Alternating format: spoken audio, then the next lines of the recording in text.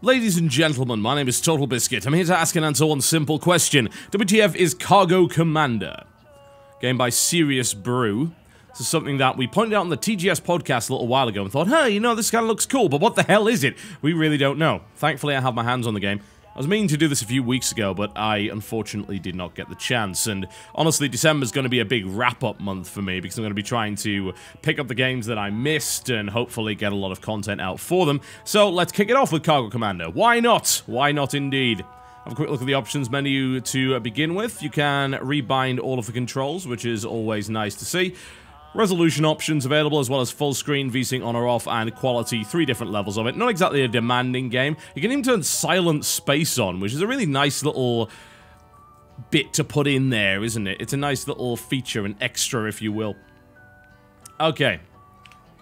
Let's get into the game and show you exactly what Cargo Commander is all about. So, you are a cargo commander. It is your responsibility to fly around in this big box that's got a magnet attached to it and get as much cargo as you can. The way that you do so is to activate the magnet, and then it will bring in cargo containers from all over the place. You then get into the cargo container, loot it, kill everything that's in there if necessary, and then get out before the wormhole sucks it all the way back up again. Also, you can hold coffee for extra speed, as you can see right here. Okay, so let's activate the magnet and show you exactly how this works. Now, you are armed with a drill and a fist cannon, which can be upgraded with various different things. I do have an upgrade bench. I believe I just got that, so that might be something I want to look into eventually. Alright, so I heard some cargo come in somewhere. The question is where? There it is, alright. So what will happen is the cargo will come and just smash into your little ship. I say little ship, the giant box thing. And then you try your best to grab as much of it as you can. You can also go outside the ship, and probably one of the coolest elements of it is that you have this drill, and this drill can be used to break down most platforms. So, oh god, yep, there's an enemy in there. Let's watch out for that. I also dropped my coffee, damn it. Thank you very much. If you take a hit, you lose your coffee. A very, very sad thing indeed. But as I said, the drill can be used to access pretty much anything, and stuff falls apart as well in a fairly realistic fashion if a platform is taken away. You can basically rip your way through the entire cargo container if you so desire. You can also use it to make entrances and exits wherever you wish. Alright, I think I've got pretty much everything that was in there, so not too interested in seeing what's going on with that. That's going to disappear soon enough anyway. Also use the workbench, as you can see here, this upgrade bench to upgrade a few things. You have to grab caps in order to make that happen. I believe that's actually the hats of enemies. So all of these will allow you to grab upgrades. They don't really have many. Now, did I actually get everything out of there? Actually, why am I stuck? Well, the wonderful thing about getting stuck is you can just kind of go outside the ship and then drill your way back in, which is a pretty neat feature to say the least. I believe there's actually more cargo down there. Must have missed some. Oh, hello. Yeah, this is the second cargo container. As far as I'm aware, there isn't a mini-map in this game. If there is, I certainly haven't seen it. And that would be kind of helpful, but for the most part, it's just a case of following the little icons that appear on the screen. There'll be an orange home icon. You can probably see that in the top there. Uh-oh, wormhole coming in this general direction. No, I need to get out of here pretty quickly.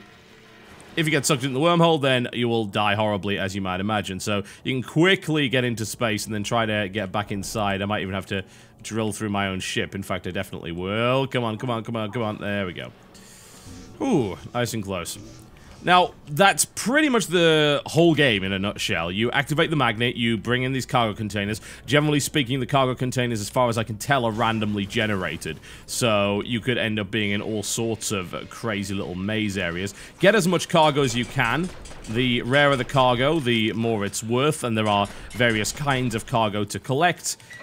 Collect them all, and then eventually, once you've got enough types of cargo, you'll be able to bring in a container that has a sector pass in it, and that will allow you to move on to the next sector. And as far as I can tell, it's pretty much as many sectors as you, the player, wants to be.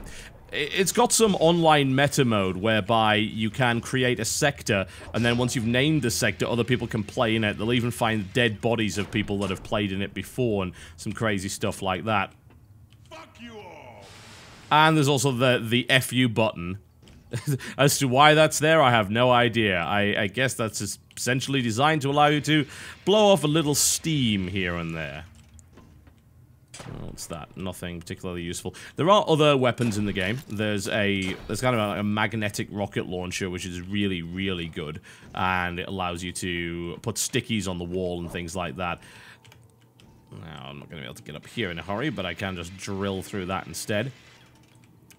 I'm fairly sure I collected some of them, but I have unfortunately forgotten the button for it. I guess I'll check that out in a minute.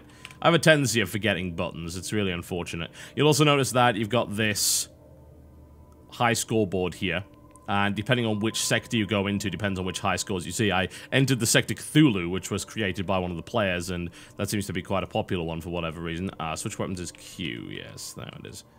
Alright, well, I guess I don't actually have the other weapon as of yet, because I'm still using my nail gun. I thought I collected some ammo for it, but I guess not. Maybe I didn't collect the weapon as well. Keep making my way up here. There's, of course, a nice, easy way of getting to the other side, which is to jump through space, but you do want to be a little bit careful. That can sometimes result in dying horribly. Not ideal. Uh-oh, wormhole is opening soon. A few enemies down there as well. Oh, I'm out of ammunition. Alright, it is definitely time to leave before things go horribly wrong. So, the game itself it's repetitive, certainly, but the randomly generated nature of the containers definitely helps an awful lot. The combat is reasonably enjoyable. It's more enjoyable when I've got more than, like, one weapon. That would be kind of nice. I don't actually have mag bombs at the moment. Can I upgrade my drill? That would actually be really, really nice. Yeah, let's grab that. There we go. See a number of different upgrades available. That's going to make my life a heck of a lot easier. So, it is repetitive, but the interesting online score element does help out, and the random generation is good too. And, I mean, in general, the game is really well polished and presented, and it's just interesting. It's essentially create your own platformer. You're drilling through stuff in order to try and find the best way to the objective in the shortest possible time. Grabbing... no, let's not do that. Grabbing different pieces of cargo here and there. For some reason, I can't get access to that. Have any idea why. Some kind of force field. I guess I have to deactivate that in some way. And all of these cargo containers are randomly generated, and you are getting different challenges every time. Sometimes you enter a container that's got all sorts of really good stuff in it, and then sometimes you enter one that, quite frankly, just wants to horribly murder you. I'm trying to punch these guys to death. It's not going so well. There we go. Okay, override the lock. Excellent. Let's get in there and get what's... broken disc loot, and aha, what do we have here? Looks like we actually have a weapon upgrade. I'm not sure what kind of weapon it is. It might be a mag bomb. I'm hoping that it is, because mag bombs are fun. No, it's a shotgun of some sort. Alright, that works too. I think if I was to criticize the presentation in any way, it certainly wouldn't be for the graphics. It's got this nice cel-shaded look to it. Very much the black stroke outline cartoony style that we've seen from games like Borderlands going all the way back to 13. A long, long time ago in a PC far, far away. Sound-wise, I would say perhaps, you know, it would be nice to hear a little bit more music. It's got this kind of looping country western song thingy going on, which is not really all that fun. Thankfully, it doesn't do it inside the cargo containers. That is something we could certainly do without. I'll drill through here and make my way quickly down to the side. Oh god, I'm trying to find a way into this thing that isn't blocked off. Alright, I can drill through that. Can't drill through any of the yellow stuff. Oh, hello. Dealt with. I'm not sure why the atmosphere isn't leaking. I'm going to assume there are emergency force fields in place or some nonsense like that. The game is really unique, though, and the mechanics work really, really well to give you this cool feeling of exploration and gathering. It would certainly be nice to see some kind of crafting element in the game. The upgrade bench doesn't really count. I mean, that's just paying cash for things. And I feel that they could have certainly gone an awful lot further with this. There's all sorts of insane possibilities for a game like this, but for what it is, it's pretty solid, and I can have some enjoyable times with it. It's got a reasonable sense of humor. Fuck you. Sometimes a little crass. Fuck you.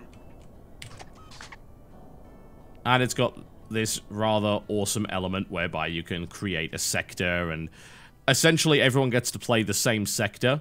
So it ceases to be randomly generated. There you go. There's all the cargo that I got, and that's going to all count it up, and it's going to give me progress to the next rank. There we go. I'm now rank 3, and I'm trying to collect all 88 types of cargo.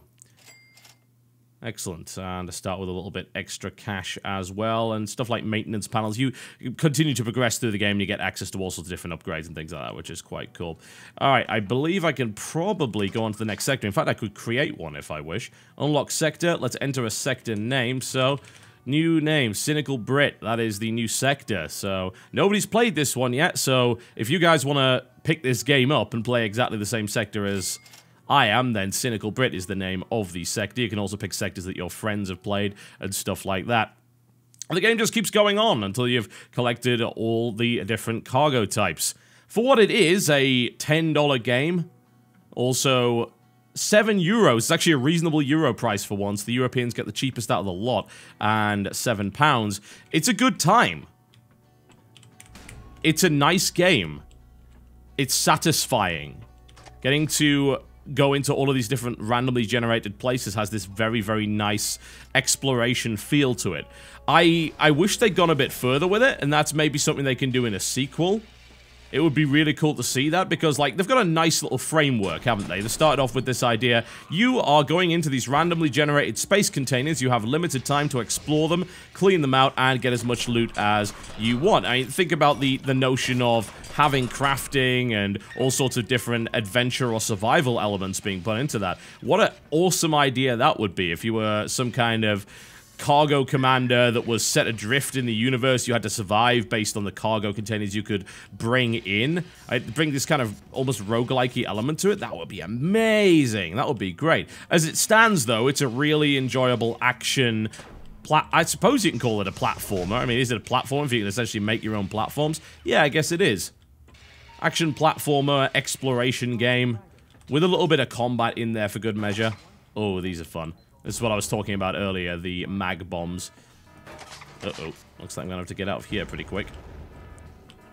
Let's see if there's anything else in here. A little bit extra ammo. Alright, time to leave.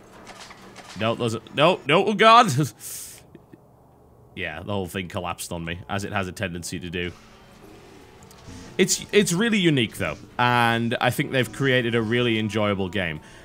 It's something that I probably wouldn't play for hours and hours and hours on end. I'd go back and maybe do a sector, see how it turned out, maybe play a sector that my friends had played, do this really smart speedrunning high score challenge thing that they've got going on.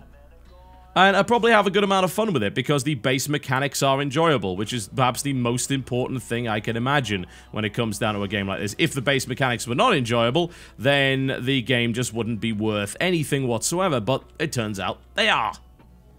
And there's not a huge amount of criticism that I can really level at it, aside from the fact, of course, that it is somewhat repetitive in its nature, and if you don't happen to like what the game is offering, then chances are it's not going to change anytime soon, and regardless of how many upgrades you get, it's still going to end up being... Oh, nice, I got a 6-shooter. You know what, I'm just going to stick with the mag bomb launcher, I prefer that much better. It's still going to be a game about collecting cargo and exploring boxes. If you don't like a game about collecting cargo and exploring boxes, then... this is probably not for you, but as it stands, it's worth a look, certainly. Now, the price is reasonable. If you were pretty smart, then you were able to grab this game pretty cheap on the Steam sale.